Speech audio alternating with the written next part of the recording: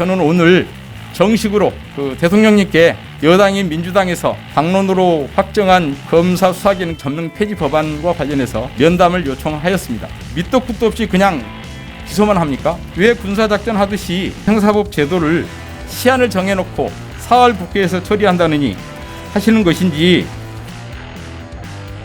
민주당에서 추진하는 법안의 핵심 요체는 뭐냐면 범죄 수사를 오로지 경찰에게 전담시키겠다, 독점시키겠다는 것입니다. 헌법에 위반되는 것이죠. 그것도 정면으로. 그러한 법안이 추진된다면 범죄자는 만세를 부를 것이고 범죄 피해자와 국민은 호소할 곳이 없게 됩니다. 그야말로 정의와 상식에 반하는 것입니다.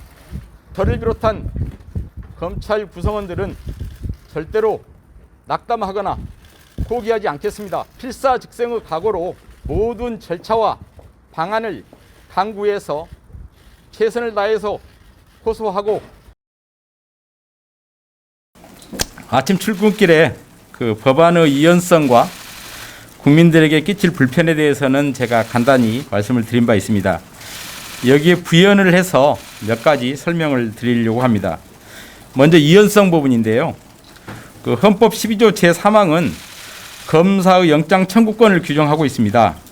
헌법에 영장 청구권이 있다는 건 대단히 중요한 의미가 있습니다. 인신의 자유와 관련된 거니까요. 영장 청구권은 당연히 수사권을 전제로 합니다. 강제 수사의 가장 대표적인 것이 영장에 의한 수사 아닙니까? 수사권이 없는데 어떻게 영장을 청구하겠습니까? 경찰이 수사권이 없으면 영장 신청할 수 있겠습니까? 기록만 보는 것도 수사가 아니냐라고 말할 수 있습니다. 기록을 보고 판단하는 것은 검사가 아니라 판사님들입니다. 심지어 판사님들도 법정에서 조사를 할 수가 있습니다.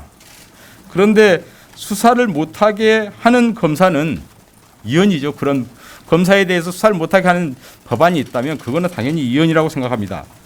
원래 재헌헌법의 영장 청구권자는 수사기관으로만 되어 있었습니다. 또 그 수사기관이 누구인지에 대한 규정은 없었습니다. 통상 검사와 사법경찰관이 수사기관이다 이렇게 보고 있는 거죠. 근데 4.19 혁명 이후 제5차 개헌 시 경찰의 영장 신청에 의한 인권 침해를 막는다는 차원에서 지금 헌법을 보시면 영장 청구권자는 검사로만 특정되어 있습니다. 즉 사법경찰관이라는 부분은 빠진 거죠. 그러니까 헌법에 나와 있는 수사기관은 검사입니다. 누가 헌법상 수사권을 갖고 있습니까? 헌법상 수사권이 있는 검사에게서 수사권을 완전히 빼앗아 경찰에게 독점시키는 것은 이연이다. 그런 취지였습니다. 두 번째, 국민 불편에 대해서 말씀드리겠습니다.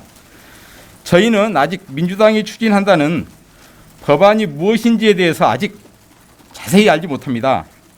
그러니까 당론까지 확정해 놓으셨는데 왜 법안을 지금까지 공개하지 않고 있는지 알 수가 없습니다. 다만 의총 결과를 공개한 것을 보면 수사 기소권은 완전 분리 법안이라고 합니다. 아마 검찰이 직접 수사를 개시하지 못하게 하고 또 경찰에서 송치한 사건도 보안 수사까지 못하게 하려는 것이 아닌가 그런 생각이 듭니다. 그런데 세월호 사건, 가습기 살균제 사건, 국정농단 사건, 사법행정권 남용 사건, 대형 금융 공정거래 사건 같은 대형 참사 부패 범죄 어디서 수사했습니까? 또 살인, 조폭, 마약, 성폭력 등 강력범죄, 또 보이스피싱, 보험사기, 분양사기범 등 민생범죄의 배후나 진범은 물론 경찰과 검찰이 협조해서 또는 검찰이 또 더 조사해서 밝히면 안 됩니까? 법정에서 거짓말하는 사람이 많이 보이는데도 꼭 경찰에게 넘겨서 경찰에게 신고해서 조사해야 합니까? 또 수사 경험이 부족한 경찰 말고 특사경 분들이 있습니다. 그런 분들이 수사를 물어보면 경찰이 알아보라고 해야 됩니까? 구속사건을 배당받으면 구속된 사람 말도 한 번 안 들어보고 밑도 끝도 없이 그냥 기소만 합니까? 억울한 피해자 말도 못 들어주고 사건 그냥 끝내면 됩니까? 어떤 법안이 만들어질지는 모르겠지만 당론만 들어보면 그 자체로 우리 형사사법 체계에서 제대로 작동하기 어렵고 국민도 원치 않을 것입니다. 개정 형사사법 체계 안착이 절실하다는 점에 대해서 말씀드리겠습니다. 형사사법 체계를 전면 개편한 개정 형사사법이 시행된 지 이제 1년이 되었습니다. 새로운 형사사법 제도 시행으로 검찰, 경찰, 공수처, 법원, 법조계 모두 혼란스럽습니다.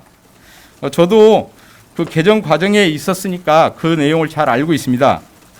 사건 처리 절차가 복잡해져서 지금 사건 관계인들은 자기 사건이 어느 경찰서에 있는지, 어느 검찰청, 어느 검사에게 있는지 잘 모르겠다고 합니다. 사건 처리도 너무 오래 끌고 있다고 합니다. 올해 작년 상반기까지 보안수사 요구된 사건 중 경찰에서 3개월 안에 이행된 것은 56%로 절반 정도였고요. 6개월 초과된 경우도 24%에 달하고 있습니다. 개정 형사법 마련 당시 법무부 차관으로 재직하였던 저도 이런 상황에 대해서는 정말 무거운 책임을 느끼고 있고, 제가 총장으로 취임한 이후에 그 안착과 보완에 온 힘을 쏟고 있습니다. 이 와중에 다시 형사법 체계를 전면적으로 고쳐 혼란만 일으킨다면 지금까지 검찰 개혁이란 대의를 내세워 해왔던 것이 무슨 의미가 있겠습니까? 대통령님께서는 2021년 법무부 업무보고 자리에서 바뀐 형사사법 구조로 인해서 국민들이 불편함을 느끼지 않도록 시행에 만전을 기하고 새로운 형사사법 절차 시행으로 국가의 범죄 대응 역량이 감소되지 않도록 유의하여 달라, 이렇게 두 가지를 당부하신 바 있습니다. 검찰의 수사 기능을 폐지하는 시도가 과연 그러한 당부에 합당합니까?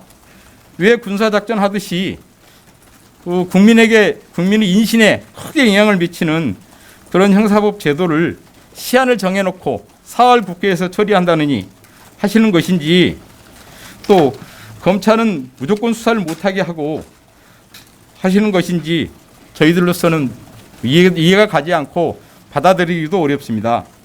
저뿐만 아니고 대통령님도 함께 책임을 지라는 뜻은 아니지 않습니까?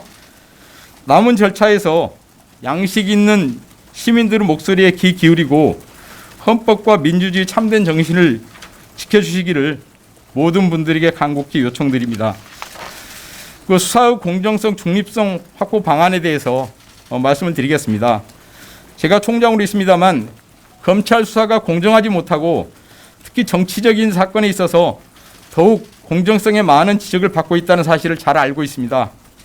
정치적인 사건 등 현안 사건에 있어서는 수사 착수, 강제 수사 여부, 사건 처리 등에 있어서 예부인들이 참여하는 방안을 적극적으로 강구하고, 또 사건 관계인이 요청하면 수사심의위원회도 적극적으로 개최하고, 또 기속력도 더욱 높이는 등 제도적인 보완 장치를 마련하도록 하겠습니다.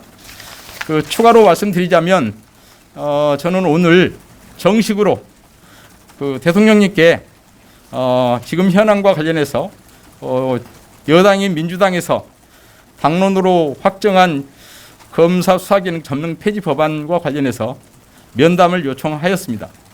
네, 감사합니다.